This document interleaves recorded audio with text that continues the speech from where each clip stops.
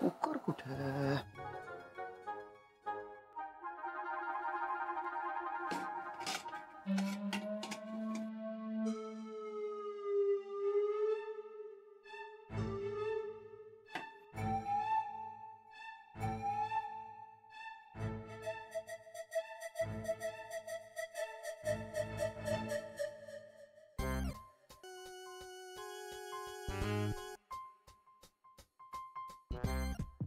कुकरची भांडी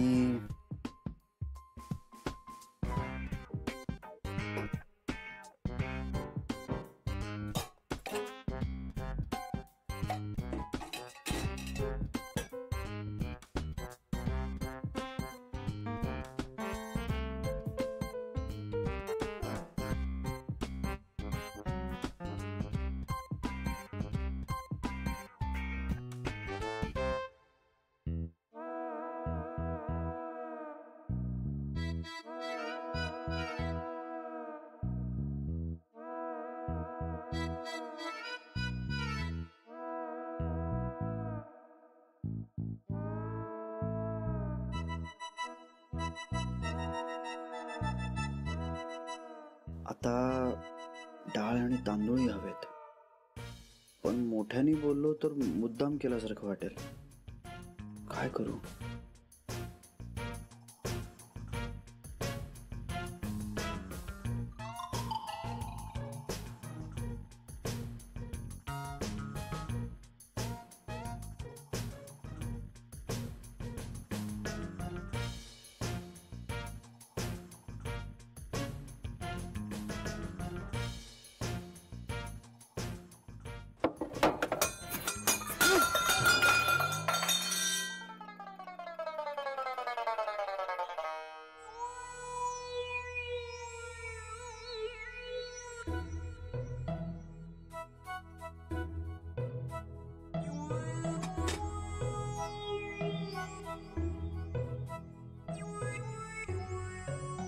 डाळ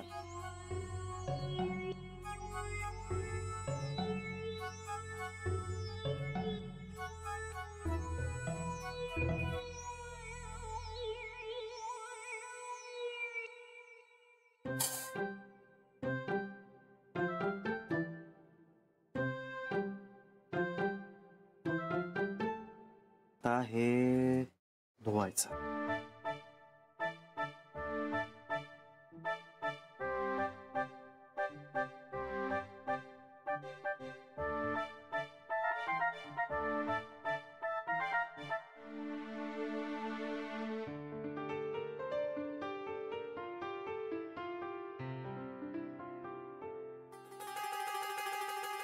लिंबू फ्रीज मध्ये असेल.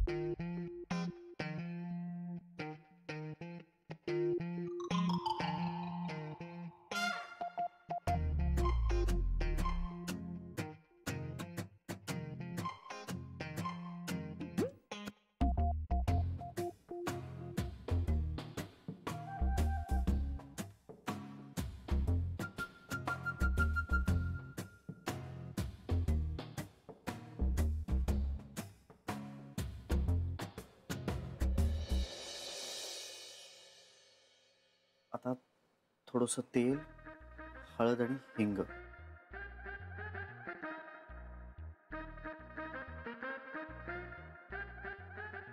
हा हा हा बस कमी.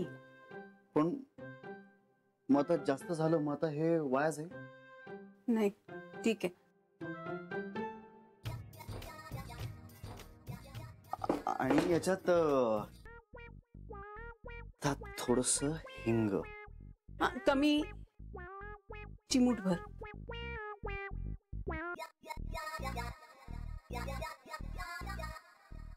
इतकं?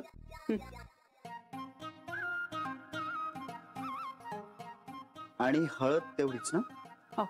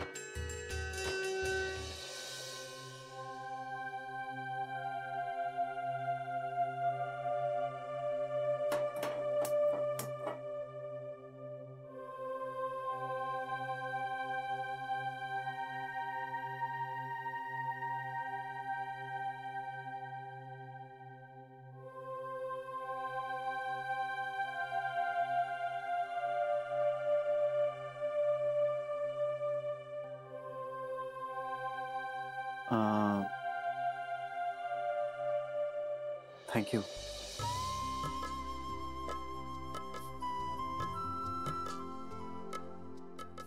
आणि हे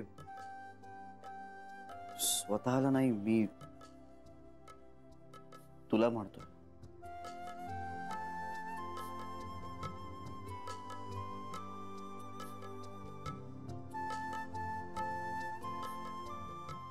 मला हे सगळं आधी का नाही शिकवलंस?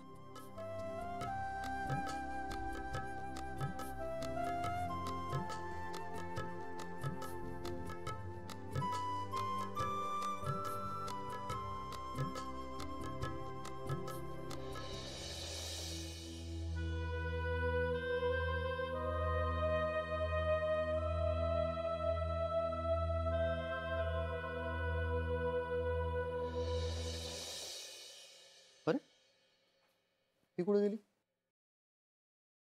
जानवी, जानवी, कमाल आहे. कुठे गेली होतीस? इथेच होते. इथेच म्हणजे? अरे देवघरात होते. हा. आणि तू रडलीस का? नाही रे. नाही, तुझ्या चेहऱ्यावर वाटतंय तसं. काय झालं? हा ते जरा काय झालंय? आई होते ना. आईची माया कळू शकते मला. पण आत्ता काय झालं? काही नाही रे, तू लक्ष नको देऊस. मला डॉक्टर म्हणाले होते की हे असं होत राहील मध्ये मध्ये, इमोशनल होणं वगैरे. जानवी, आई होणं सोपं नसतं श्री, कुठल्याच बाईसाठी. आई झाल्यावरच कळू शकतं ते.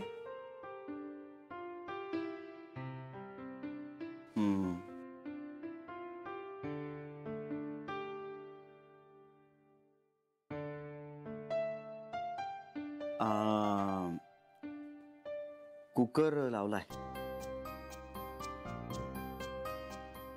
हो. नाही म्हणजे मी नाही, आईनी लावलाय. थँक्यू. मला कशाला थँक्यू म्हणतेस? आईला म्हण थँक्यू. तुला सुद्धा म्हणायचंय. मी काय केलं?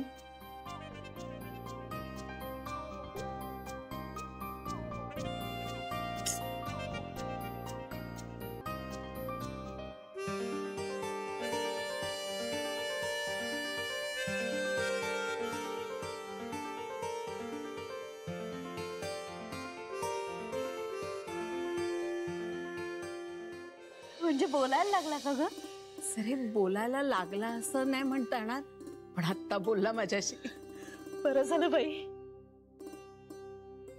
म्हणाला आधी का नाही शिकवलं. तर घरात एवढ्या बायका असताना त्याला कोण स्वयंपाक करायला लावेल? पण शिकवायला हवं होतं सरे. नाही शिकवलं तेच बरं झालं, म्हणून बोलला तरी तो. त्याच्यामुळे बोलला असं नाही ग. म्हणजे इतके दिवस ज्या मुलीचा मी राग करत होते ना, तिच्यामुळे घडलं हे सगळं. सरे आज ना मनापासून आशीर्वाद दिले मी तिला. मनात कुठलाही राग न ठेवता आई आणि मुलाला जवळ आणण्याचा प्रयत्न केलाय तिने. म्हटलं देवानी लवकर तिची कूस जाऊ दे, तिच्या लेकरांनी तिच्यावर असंच भरभरून प्रेम करू दे. सरे आईचा आशीर्वाद आहे हा, फुकट नाही जाणार. माझे शब्द खरे होतील बघ.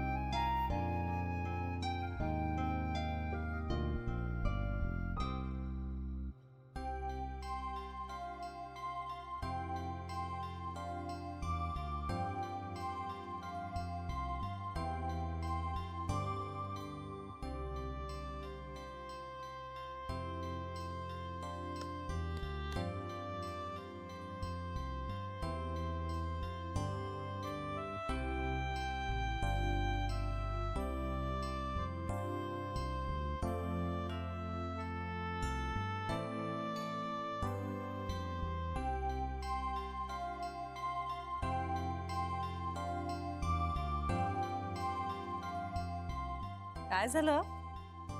कशाचं? असा का बघतोयस? काय नाही, असंच. तरी ए, तू मेडिटेशन करतेस म्हणजे नक्की काय करतेस? तुला करायचंय?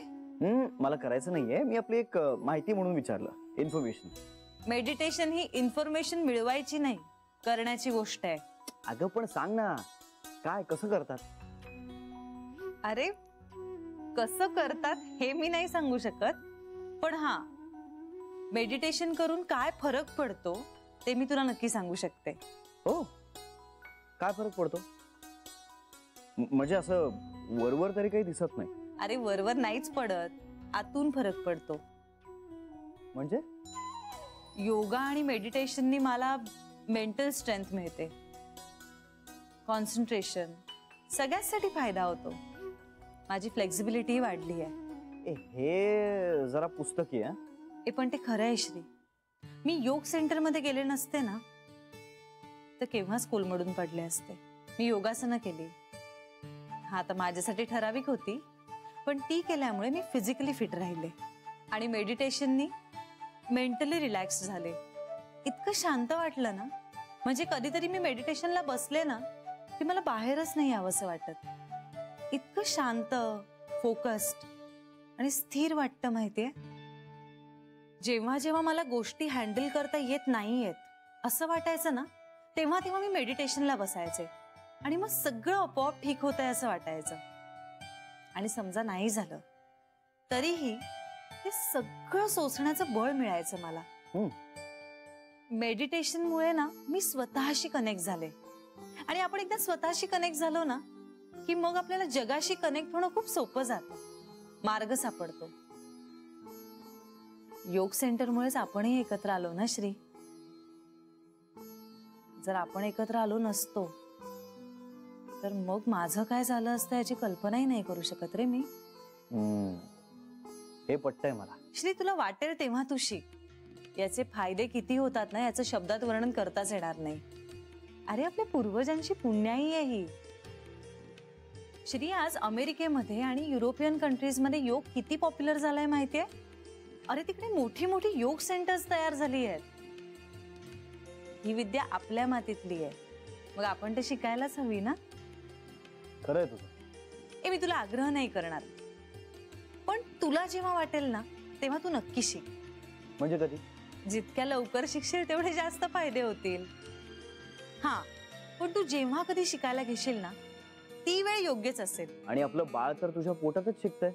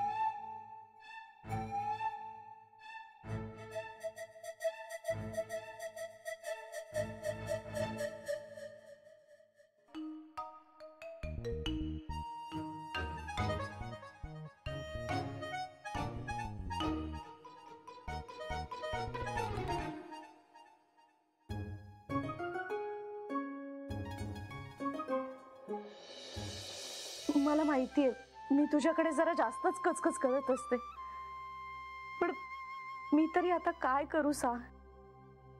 कुणाला सांगू? आणि कुणाला सांगून काही उपयोग होणार असेल तर सांगावं ना.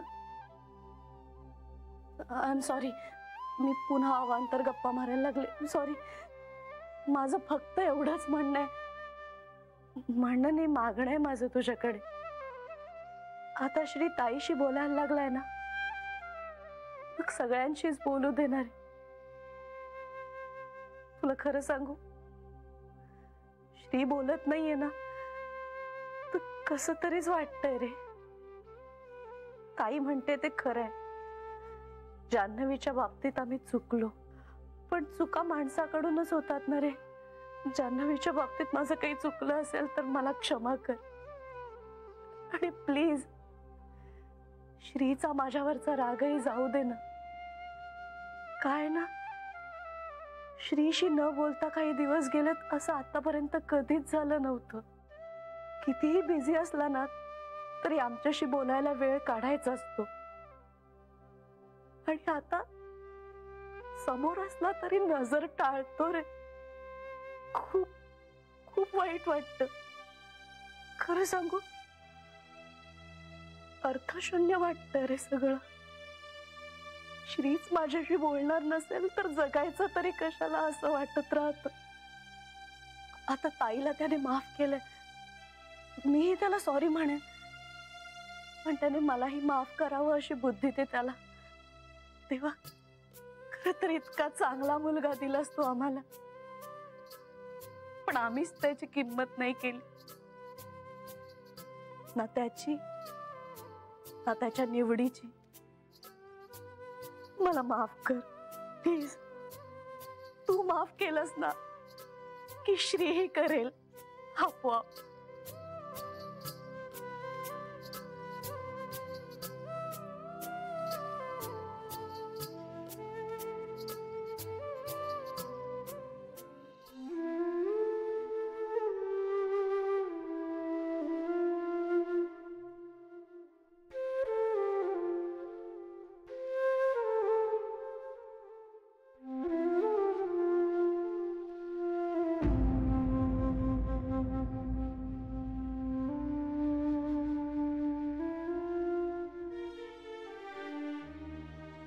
रागावली नाहीयेस ना ग माझ्यावर? नाही. मी तेच म्हणत होते देवाला. तुला माहितीये देव माझं सगळं ऐकतो. माझी खात्री आहे सगळं ऐकत असेल. का ऐकतो माहितीये का? का? मी परत परत तेच सांगत असते ना देवाला दर तासाने, मग तो पण वैतागत असणार. आली बाबा ही, हिला हवं ते देऊन टाका, कटकट नको हिची, तासा तासाला रडगाणं गाणारी, असं वाटत असणार देवाला. फक्त त्याने माझं एक मागणं ऐकलं नाही. लग्नाचं. तुम्ही कदाचित तितक्या आर्जवीने ते मागितलंच नसेल. हो ग, असा विचारच केला नव्हता मी. पण आता तुम्ही नका काळजी करू. आता मी तुमच्या लग्नासाठी साकडं घालीन देवाकडे. तुम्हाला माहितीये का, देव माझंही ऐकतो. श्री ऐकतो का ग तुझं? का असं का विचारताय? आमचं ऐकत नाहीये ना ग तो, आणि बोलतही नाहीये. सरुमावशी, ते सगळं तात्पुरतं आहे. सगळं नीट होईल. तू म्हणतेस ना, मग सगळं ठीक होईल. एक सांगू तुला? हो. ती बोलत नाहीये ना माझ्याशी, तर मला जगावंसंच वाटत नाहीये ग. मावशी, असं वाटतं त्यालाच मी नकोशी झाली असेल तर. सरू मावशी, आपण रागावतो ते आपल्या हक्काच्या माणसांवरच ना. आणि अशा छोट्या मोठ्या भांडणांनी आपण एकमेकांना नकोसे होतो का? नाही ना होत. मुळीच नाही. उलट आपण थोडे दूर गेलो ना की आपण जास्त जवळ येतो एकमेकांच्या. बस बस तसंच व्हायला हवंय. अगदी असंच होईल.